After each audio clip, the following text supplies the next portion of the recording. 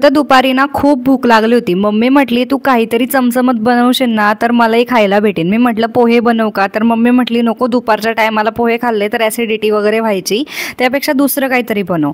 मग काय उपमा वगैरे बनवते म्हटलं किंवा आलू पराठे बनवले. मम्मी बोलली, "एवढं हेवी पण नको." मग म्हटलं, "बिस्किट चाट करू का?" खरं तर तिला बिस्किट चाटच खायचा होता, पण तिला वाटलं मी करेल, नाही करेल.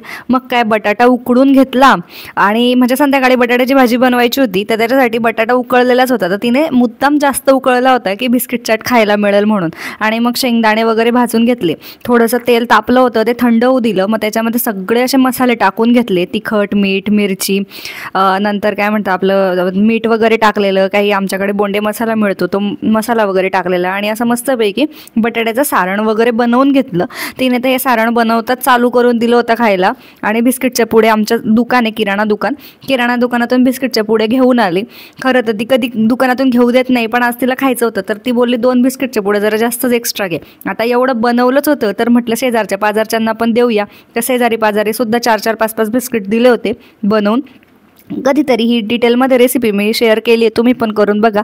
दुपारच्या स्नॅक्सला ना खूप छान वाटतं. आणि हे बघा, माझ्या हातून शेंगदाणे सांडले गेले होते, पण मग ते सगळं आवरून मी व्यवस्थित केलेलं होतं ना. असं कधी कधी घाई गडबडीमध्ये, कारण खाण्याची एक्साइटमेंट इतकी होती ना की मग होतं ते थोडंसं. त्याच्यावरती बारीक शेव सॉस वगैरे पण टाकू शकता. पण खरं तर घरामध्ये बारीक शेवही नव्हते आणि सॉसही नव्हते, कारण सॉस घरामध्ये जास्त काही फारसं कोणाला आवडत नाही, तर आम्ही काही आणत नाही. आणि लागलंच तर आम्ही घरी बनवून घेतो, टमाटे ताजे आणून बनवून घेतो. आणि मग ते शेंगदाण्याचं जे तेल होतं, म्हणजे शेंगदाण्याच्या याच्यात फोडणी दिलेलं तेल होतं, ते असं वरतून टाकून घेतलं. तुम्ही तुमच्या याच्यानुसार टाकू शकतात, पण ते दिसायलाही छान दिसतं आणि टेस्टलाही खूप छान लागतं. मीठ जरा जपून वापरा, कारण तुम्ही जर मोनॅकोचं बिस्किट घेतलं तर त्याला ऑलरेडी मिठातलेच बिस्किटं असतात, ते मोनॅकोचे थोडे खारटच असतात.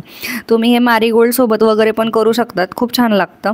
थोडं स्वीट असल्यामुळे ते छान लागतं. नंतर त्याच्यावरती कांदा वगैरे खिसून छान असं चिरून वगैरे टाकलेला, खूप छान. आमच्या घराजवळ जो गाडीवाला आहे, तो भाजी गाडीवाला गायकवाड बुवा, त्याच्याकडून छान अशी मस्त मम्मीने जाऊन ताजी कोथिंबीर घेऊन आली होती की बिस्किट चाट बनवते, तर ताजी कोथिंबीर दे बाबा. ती कोथिंबीरसुद्धा टाकलेली वरतून छान अशी मस्त सर्व करून. तुम्ही बघू शकता किती फ्रेश आहे. नंतर ती मला म्हटली, "एक काम कर, आता एवढी कोथिंबीर घेतलीच आहे तर कोथिंबीर वडीसुद्धा बनव." म्हटलं, "अगं आता इच्छा नाही, आता नंतर करते मी खरं तर."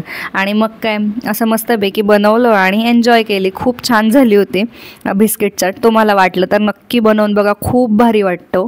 छान टिफिनला वगैरे पण देऊ शकता मुलांना आणि खूपच छान लागतो दुपारच्या स्नॅक्ससाठी.